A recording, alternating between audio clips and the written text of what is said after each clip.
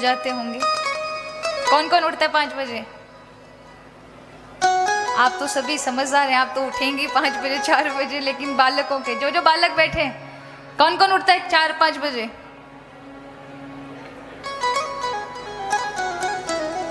ये भाई लोग बैठे हैं, इनमें से कोई उठता है? आप उठते हैं 5 बजे? बहुत अच्छा। देखिए, ब्रह्म मुहूर्त का जो ब्रह्म मुहूर्त कहा जाता है, ध्यान दीजिएगा मेरी बात पर, क्यों कहा जाता है?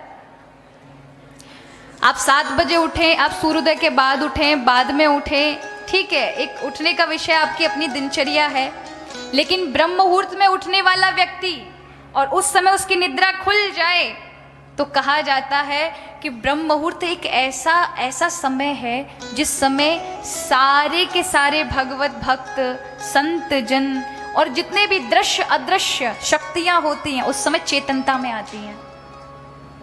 उस समय किया हुआ भगवत भजन, किए हुए अच्छे कार्य, किए हुए सोचे अच्छे मन के विचार, वो तुरंत सफल होते हैं, फलीभूत होते हैं। और कहते हैं उस समय भगवान नव चेतना बांटते हैं संसार को। जो ब्रह्म मुहूर्त में उठता है और ब्रह्म मुहूर्त में उठकर भगवत कार्य में, अच्छे सत्कार्यों में विचार करता है, मनन करता है, भगवत नाम लेता है, उसके जीवन में कभी व्याधि नहीं आ सकती। लेकिन जो महाराज उठेंगे 9-9, 10-10 बजे, क्या होगा? सूर्य भगवान जो प्रकाश के देवता है ना, वो नव चेतना देने के लिए प्रथम वेला में उपस्थित होते हैं और हम खाट पर पड़े रहते हैं, बेड पर चद्दर टांग करके। तो ठाकुर जी भी कहते हैं, वाह भैया, सोते रहो तुम, और फिर दिन के 12 बजे उठेंगे तो क्या होगा?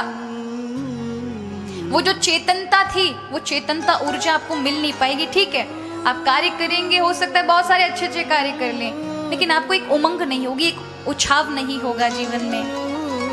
इसलिए ब्रह्म मुहूर्त कोई साधारण नहीं है, इसी में संत ऋषि जागते हैं, इसी में ही भगवत भक्त जागते हैं, इसी में ही अच्छे दान पुण्य सत्कर्म किए जाते हैं। जो कहते ब्रह्म मुहूर्त में उठकर भगवत भजन करता है, बालक पढ़ते हैं ब्रह्म मुहूर्त के अंदर, वो विद्या को प्राप्त कर लेते हैं। इसलिए 3 बजे से 4 बजे के बीच में, 5 बजे के बीच में अवश्य बालकों को अध्ययन करना चाहिए। ये समय होता है जिस समय आपको बुद्धि का विकास मिलता है, प्रकाश मिलता है, स्मृति बढ़ती है। और उस समय अगर आप सो रहे होंगे ना, तो ज़्यादा दिन नहीं बुद्धू बन जाओगे महाराज।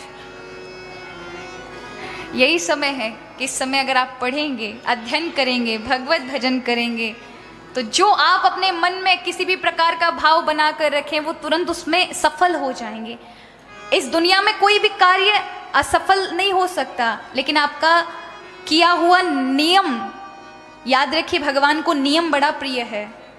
कभी कभी क्या होता है, पूर्व में हम जब बालक थे तो नियम नहीं थे हमारे, अब हमारे नियम हो गए तो अब बहुत सारी चीजें देखनी पड़ती हैं। तो कई बार लोग रूठ जाते हैं, उनको लगता है कि पहले तो ऐसे ही कभी भी आ जाते थे, कभी भी कमरे में आ जाते थे तो उनको ऐसे मिल जाते थे। लेकिन अब क्या है, अब थोड़े से नियम होने की वजह से थोड़ा समय मिलते हैं, हम में कुछ थोड़ा बहुत ठाकुर जी का बन जाए। अगर उसको छोड़ देंगे तो फिर हमारे पास क्या रहेगा? तो इस बात को आप भी, जहाँ हम भगवत नाम का बोलते हैं, अगर उसका थोड़ा भी अनुसरण नहीं करेंगे तो फिर कृपा प्राप्त नहीं होगी ठाकुर जी की। माना कि कथा कहना भी भगवत भजन ही है, लेकिन कहते हैं कथा कहना भगवत भजन है, लेकिन अगर आपने नाम जाप आदि अपने गुरु ऋण का भी कुछ नहीं किया ना, जो आपको जाप मिला है, जो आपको गुरु ने एक नाम दान दिया, उसका कुछ नहीं किया, तो फिर आप गुरु पे बोझ बन जाते हैं।